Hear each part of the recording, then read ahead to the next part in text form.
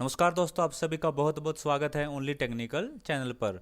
9 नवंबर से मार्केट के अंदर इंडिया का फार्मा सेक्टर का लार्जेस्ट आईपीओ हिट करने वाला है, जो कि है हमारा ग्लैंड फार्मा का आईपीओ।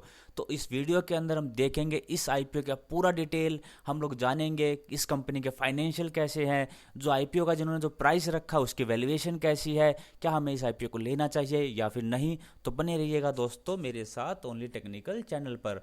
अगर आपने मेरा चैनल अभी तक सब्सक्राइब नहीं किया है तो ऐसी ही इंपॉर्टेंट वीडियो पाने के लिए प्लीज़ मेरे चैनल को सब्सक्राइब कीजिए। तो दोस्तों शुरुआत करते हैं आईपीओ की डिटेल के साथ। आईपीओ की डिटेल आपके सामने है। जैसा कि मैंने आपको बताया कि 9 नवंबर से आईपीओ स्टार्ट होने वाला है। 11 नवंबर इसकी क्लोजिंग डेट होगी। ये बुक बिल्डिंग टाइप आईपीओ होगा। इशू का जो साइज इन्होंने रखा है वो है हमारा, यानी कि इसके अंदर जो शेयर टोटल इन्होंने अलॉट किए हैं वो है 4 करोड़ 31 लाख के समथिंग। और इसकी जो टोटल वैल्यू आ रही है इस आईपीओ की वो है 6,480 करोड़। फ्रेश इशू होगा हमारा 83 लाख के समथिंग शेयर्स का, जिसकी वैल्यू है हमारी 1250 करोड़। और ऑफर फॉर सेल होगा, यानी कि जो प्रमोटर है अपनी हिस्सेदारी बेच रहे हैं वो है, जो हमारे शेयर हैं वो 3 करोड़ 48 लाख के समथिंग है, जिसकी वैल्यू आ रही है हमारी 5,230 करोड़। यानी कि बेसिकली ये जो आईपीओ है ये एक ऑफर फॉर सेल है, यानी कि प्रमोटर अपनी हिस्सेदारी इसके अंदर बेच रहे हैं। इसका जो फेस वैल्यू उन्होंने रखी है वो 1 रुपये पर शेयर रखी है। आईपीओ का जो प्राइस इन्होंने रखा है वो 1490 से लेके 1500 रखा है। मार्केट का जो एक लॉट होगा रिटेलर के लिए वो 10 शेयर का होगा, यानी कि 10 शेयर हमें मिनिमम अप्लाई करने पड़ेंगे। इसकी जो लिस्टिंग होगी एनएससी बीएससी दोनों के अंदर होगी। जो मिनिमम जो होगा रिटेलर के लिए, जैसा कि मैंने आपको बताया कि 10 शेयर इसको अप्लाई करने ही पड़ेंगे रिटेलर को। इसको 1500 से अगर मैं गुना करूँगा तो एग्जैक्ट 15,000 आपको पे करने पड़ेंगे इस आईपीओ के अंदर अप्लाई करने के लिए। और मैक्सिमम जो लॉट होगा रिटेलर के लिए वो होगा 130 शेयर का, यानी कि आपको एग्जैक्ट 1,95,000 रुपये देने पड़ेंगे अगर आपको मैक्सिमम लॉट के लिए जाना है। चलिए नेक्स्ट स्लाइड के अंदर कुछ इंपॉर्टेंट डेट्स और देख लेते हैं। मैंने आपको बता दिया 9 नवंबर को आईपीओ स्टार्ट होने वाला है। 11 नवंबर को क्लोज हो जाएगा। अलॉटमेंट का जो फाइनलाइजेशन है वो 17 नवंबर को हो जाएगा। रिफ़ंड जो होगा, जिस अनसक्सेसफुल होंगे उनको जो रिफ़ंड मिल जाएगा वो 18 से मिलना स्टार्ट हो जाएगा। और सक्सेसफुल कैंडिडेट के डीमैट अकाउंट के अंदर 19 नवंबर को जो शेयर है वो क्रेडिट हो जाएंगे। और आईपीओ का जो लिस्टिंग जो डेट आ रही है फ़िलहाल वो आ रही है 20 नवंबर को। हालांकि दोस्तों ये जितनी भी डेट्स हैं वो टेंटेटिव डेट्स हैं, इसमें हो सकता है, हालांकि इसके चांसेस काफ़ी कम होते हैं, लेकिन इसके अंदर थोड़े बहुत चेंजेस हो सकते हैं। एक बार कंपनी का ब्रीफ इंट्रोडक्शन और देख लेते हैं। ये कंपनी हैदराबाद के अंदर इस्टेब्लिश हुई थी 1978 के अंदर, यानी कंपनी काफ़ी पुरानी है। और जैसा कि मैंने आपको बताया कि ये जो आईपीओ होने वाला है हमारा फार्मा सेक्टर का लार्जेस्ट आईपीओ होगा इंडिया के अंदर। कंपनी जो प्रोडक्ट बनाती है बेसिकली इंजेक्टेबल बनाती है। बेसिकली ये जो केमिकल होते हैं या फिर हमारे लिक्विड होते हैं जो कि इंजेक्शंस के लिए यूज होते हैं। इस कंपनी का जो फुटप्रिंट है वो ऑलमोस्ट 60 कंट्रीज़ के अंदर है। कंट्रीज़ के नाम आपके सामने हैं। इसका जो बिज़नेस मॉडल है वो भी काफ़ी शानदार है। बी टू बी मॉडल है। बी टू बी मॉडल का मतलब ये है कि बेसिकली इसका जो काम है वो होलसेल का है, यानी कि ये बड़ी बड़ी कंपनियाँ उसको सप्लाई करती है। इसका जो रिटेल का काम है वो काफ़ी कम है। इसके प्रमोटर देख लीजिए। इसके जो प्रमोटर है बेसिकली एक चाइनीज़ कंपनी है जिसका नाम है फोसन सिंगापुर, जिसके पास ऑलमोस्ट 74% जो है इसका शेयर होल्डिंग है। इसका जो दूसरा प्रमोटर है वो है ग्लैंड सेल्सस, जिसके पास 13% शेयर है। उसके बाद है हमारा एम्पावर ट्रस्ट जिसके पास 5% शेयर है। और उसके बाद है नीले ट्रस्ट जिसके पास 2.42 शेयर्स हैं। और जैसा कि मैंने आपको शुरू में बताया कि बेसिकली ये एक ऑफर फॉर सेल है, यानी कि जितने भी मैंने आपको प्रमोटर बताए चारों के चारों इसके अंदर अपनी हिस्सेदारी बेच रहे हैं। ये देखिए नंबर ऑफ शेयर आपके सामने है। चारों के चारों प्रमोटर इसके अंदर अपनी हिस्सेदारी बेच रहे हैं। तो बेसिकली ये क्या है, ऑफर फॉर सेल है। चलिए नेक्स्ट स्लाइड के अंदर रिजल्ट और देख लेते हैं कि फाइनेंशियली ये कंपनी किस तरीके से परफॉर्म कर रही है। 31 मार्च 2018 से लेके 30 जून 2020 तक का रिजल्ट आपके सामने है। टोटल एसेट से शुरू करते हैं। टोटल एसेट देखिए स्टेडली ग्रो कर रहा है, काफ़ी अच्छे से ग्रो कर रहा है, जो काफ़ी शानदार लग रहा है। टोटल रिवेन्यू को भी देखें तो वो भी स्टेडली ग्रो कर रहा है। 16,716 मिलियन से ये बढ़ के 21,000 हो गया, फिर उसके बाद 27, और ये देखिए 30 जून तक हमारा 9,000 के अराउंड ये रेवेन्यू पहुंच चुका है। ये फिगर जो हैं वो सारी मिलियंस के अंदर हैं। प्रॉफिट आफ्टर टैक्स को भी देखें तो वो भी काफ़ी स्टेडली ग्रो कर रहा है। अगर इसको मैं करोड़ में बताऊं आपको तो ये 321 करोड़ है। 321 के बाद 451 करोड़ के समथिंग, उसके बाद 772 करोड़, और अब जून क्वार्टर तक इनका जो प्रॉफिट है वो लगभग 313 करोड़ हो चुका है। ईपीएस पहले 31 मार्च 2018 में 211 था, फिर उसके बाद घट के 2019 में 29 हो गया, और उसके बाद करंट जो इसका ईपीएस है 31 मार्च 2020 के हिसाब से वो आ रहा है 49 के समथिंग। ईपीएस इसका इरेगुलर हमें दिख रहा है। चलिए मैं एक बार आपको कंपनी के वेबसाइट पे भी ले चलता हूँ। ये देखिए ग्लैंड फार्मा का ये होम पेज है। अगर आपको और भी कोई इन्फॉर्मेशन लेनी हो और ज़्यादा डिटेल आपको जाननी हो तो आप कंपनी की वेबसाइट को भी चेक कर सकते हैं। इसके अंदर अगर आप अबाउट अस में आप जाएंगे तो इसके अंदर काफ़ी सारी डिटेल आपको मिल जाएगी। आपके पास फाउंडर की डिटेल मिल जाएगी। ये देखिए इसके जो फाउंडर हैं ये पीवीएन राजू जी हैं।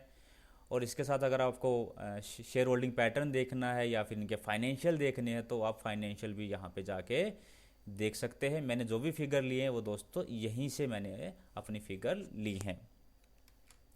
तो ये तो हो गई हमारी रिजल्ट की बात, और कंपनी की वेबसाइट भी हमने विजिट कर ली है।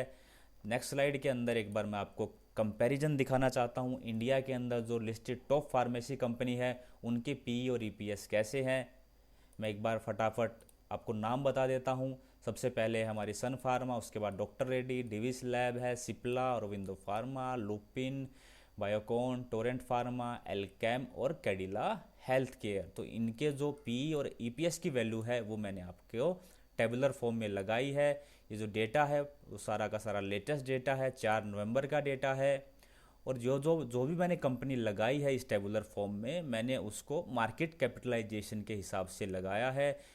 सन फार्मा जो है हमारी नंबर 1 कंपनी है इंडिया की मार्केट कैपिटलाइजेशन के हिसाब से। उसके बाद है हमारी डॉक्टर रेड्डी, फिर हमारी डेविस लैब है, सिप्ला है और विंडो फार्मा है।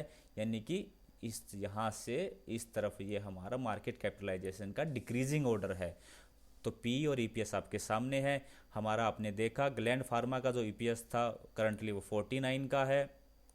तो आप इसको इससे कंपेयर कर सकते हैं। जो हमारा यहाँ से ईपीएस आ रहा है इन पर्टिकुलर कंपनी को देखने के बाद, साथ साथ जो पी आ रहा है हमारा ग्लैंड फार्मा का, जो इन्होंने जो वैल्यूएशन ली है 1490 से लेके 1500 पर शेयर, उसके हिसाब से ग्लैंड फार्मा का जो पी आ रहा है कैलकुलेट हो गया वो 30 के अराउंड आ रहा है। तो पी के वैल्यूएशन का भी आप इनसे इस टेबल से आप कंपैरिजन कर सकते हैं। चलिए अब चलते हैं वर्डिक्ट की तरफ कि हमें इस आईपीओ के अंदर अप्लाई करना चाहिए या फिर नहीं। उसके लिए सबसे पहले हमें कंपनी के प्रोज यानी कि अच्छी चीज़ें और कॉन्स यानी कि जो इस कंपनी का डिसएडवांटेज हो सकते हैं उसको ज़रूर देख लेना है। तो सबसे पहले प्रोज आपके सामने है। इसका जो प्रमोटर है काफ़ी स्ट्रॉन्ग है, चाइना के प्रमोटर हैं जिसकी ग्लोबल प्रेजेंस है।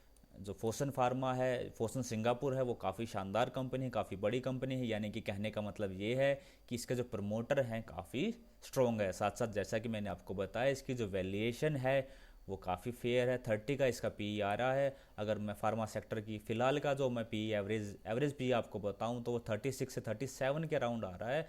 तो अगर वैल्यूएशन भी देखा जाए तो फेयर है या फिर इसकी जो वैल्यूएशन है काफ़ी चीप है। फाइनेंशियल अच्छे हैं, काफ़ी अच्छे हैं। रोबोस्ट बिजनेस मॉडल है, B2B मॉडल है जो कि काफ़ी शानदार है किसी भी कंपनी के लिए। साथ साथ जो कोविड-19 का जो बेनिफिट है वो भी सारी फार्मेसी कंपनियों को हो रहा है। तो ऑब्वियस है हमारे ग्लैंड फार्मा को भी इसका बेनिफिट ज़रूर होगा। अब बात करते हैं इसके अंदर कॉन्स के बारे में। तो सबसे मेजर कौन मुझे जो लगा कि इंडिया के अंदर ऑलरेडी काफ़ी स्ट्रॉन्ग फार्मेसी कंपनी है। जैसा कि मैंने आपको पीछे टेबुलर फॉर्म में भी बताया कि सन फार्मा है, डॉक्टर रेड्डी, बहुत सारी स्ट्रॉन्ग फार्मा कंपनी है। तो इससे उसको काफ़ी स्ट्रॉन्ग कंपटीशन झेलना पड़ सकता है। साथ साथ अगर गवर्नमेंट की पॉलिसी कुछ इस तरीके की आती है, इंडिया चाइना के बीच में अगर टसल बढ़ती है तो एंटी चाइना कैंपेन हो सकता है, इस कंपनी को फेस करना पड़ेगा क्योंकि जो इसके प्रमोटर हैं वो चाइनीज़ का प्रमोटर हैं। साथ साथ मेरे हिसाब से इसका जो दूसरा जो कौन होगा, दूसरी जिसके लिए डिसएडवांटेज मुझे लग रही है कि इसका जो आईपीओ का जो मैक्सिमम जो पार्ट है वो है हमारा ऑफर फॉर सेल। यानी कि बेसिकली कंपनी के अंदर जो प्रमोटर है वो अपनी हिस्सेदारी बेच रहे हैं। ये एक इसके लिए काफ़ी बड़ा नेगेटिव पॉइंट है। तो चलिए अब बात करते हैं कि हमें इस आईपीओ के अंदर अप्लाई करना चाहिए या फिर नहीं।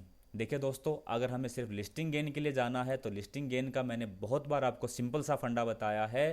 एक बार मैं उसको फिर से बता देता हूँ कि आपको सब्सक्रिप्शन की जो लास्ट डेट है यानी कि 11 नवंबर है, 11 नवंबर के दिन आपको सिर्फ उसका सब्सक्रिप्शन स्टेटस देखना है। अगर वो ऑलमोस्ट 50 गुना के आसपास हो गया है तो आप इसको लिस्टिंग गेन के लिए ज़रूर अप्लाई कीजिए। जिस दिन ये लिस्ट हो रहा, अगर उस दिन हमारी जो मार्केट है बीरिश नहीं रही और सब्सक्रिप्शन हमारा 50 गुना 60 गुना इससे ज़्यादा हो गया, तो आपको ये लिस्टिंग गेन ज़रूर देगा।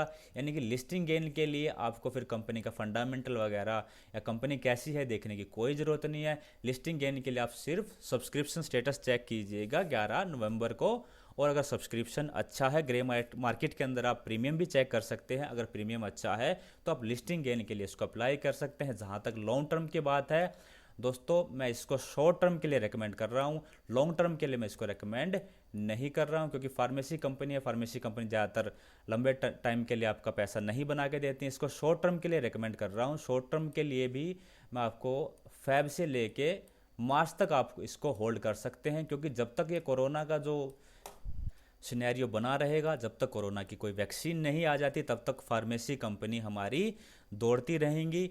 तो जो एनालिसिस है, फोरकास्ट है कि फेब या मार्च तक हमारी ये वैक्सीन आ जाएगी, तो हम इसको शॉर्ट टर्म के लिए होल्ड कर सकते हैं फेब से मार्च तक, क्योंकि फेब से मार्च तक जो है हमारी ये फार्मेसी कंपनी दौड़ने वाली है, ऐसा मेरा अनुमान है। तो आप लिस्टिंग लेने के लिए लीजिए सब्सक्रिप्शन चेक करके, और लॉन्ग टर्म के लिए आपको नहीं लेना, शॉर्ट टर्म के लिए आपको लेना है। तो दोस्तों ये थी मेरी ग्लैंड फार्मा आईपीओ के ऊपर वीडियो। अगर आपको वीडियो पसंद आई तो लाइक कीजिएगा, अपने दोस्तों के साथ शेयर कीजिएगा। वीडियो देखने के लिए आप सभी का बहुत बहुत धन्यवाद।